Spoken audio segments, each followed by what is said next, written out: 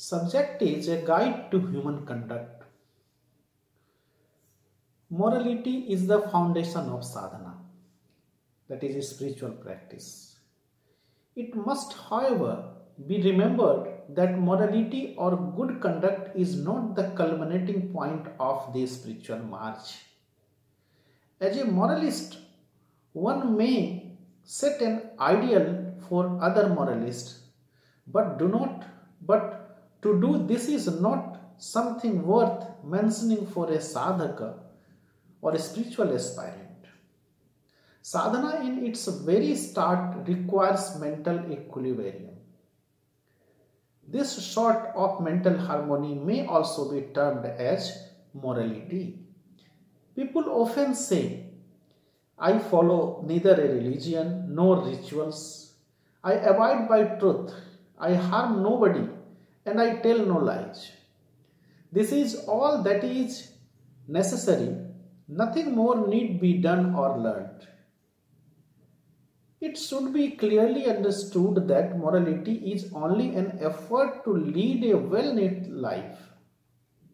It will be more correct to define morality as a dynamic force rather than a static one, because balance in the extraversial spheres of life is maintained by waging a pauseless war against all opposite ideas. It is not an intro-external equilibrium. If the unbalanced state of mind takes a serious turn by pressure of external allurement, and if the mental disturbance is found to be intense, it is likely that the powers for internal struggle may yield, and consequently the external equilibrium, the soul of morality, may at any moment break down. That is why morality is no doubt not the goal, not even a static force. The morality of a moralist may disappear at any moment.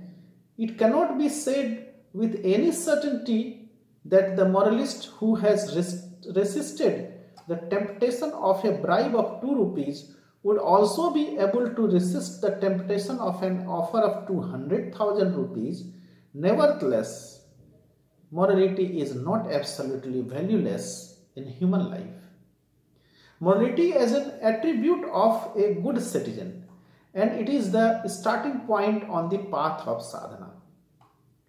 Moral ideals must be able to furnish human beings with the ability as well as the inspiration to proceed on the path of sadhana. Morality depends on one's efforts to maintain a balance regarding time, place and person, and therefore there may be differences in moral code, but the ultimate end of moralism is the attainment of supreme bliss, and therefore there should not be any possibility of any imperfections of relativity. It cannot be said that the ultimate aim of human life is not to commit theft. What is desirable is that the tendency to commit theft should be eliminated. Not to indulge in falsehood is not the aim of life. What is important is that the tendency of telling lies should be dispelled from one's mind. The sadhaka starts spiritual practices with the principles of morality, of not indulging in theft or falsehood. The aim of such morality is attainment of such a state of oneness with Brahma where no desire is left for theft and all tendencies of falsehood disappear. In the sadhana of Anand Marg, moral education is imparted with this ideal of oneness with Brahma. Because sadhana is not possible without such a moral ideation.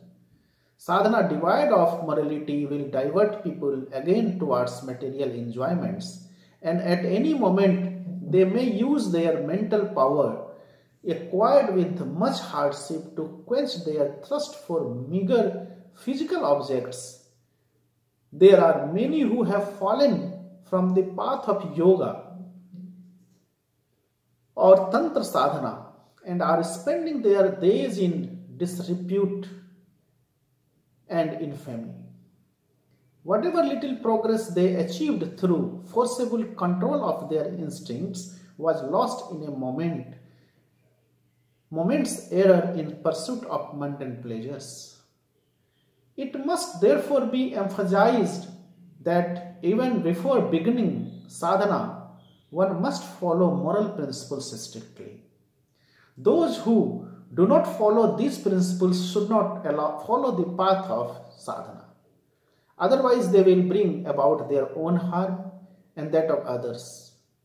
Acharyas must have noticed that people of over-selfish nature fear Anand Marga itself for fear of following its strict moral principles.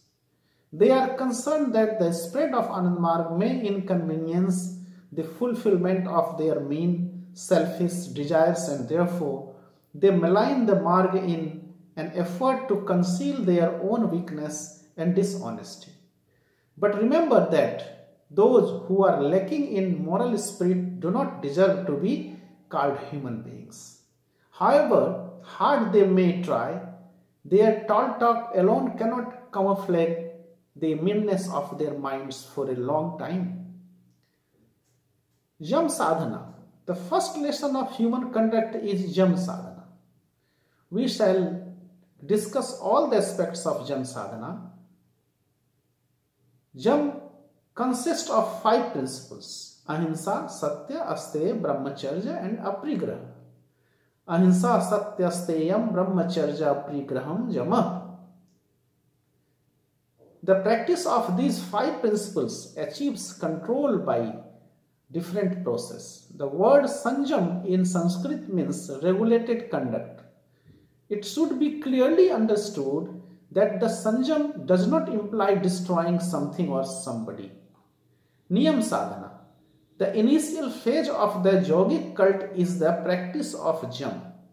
This has already been explained. Today's discourse will be on the practice of niyam.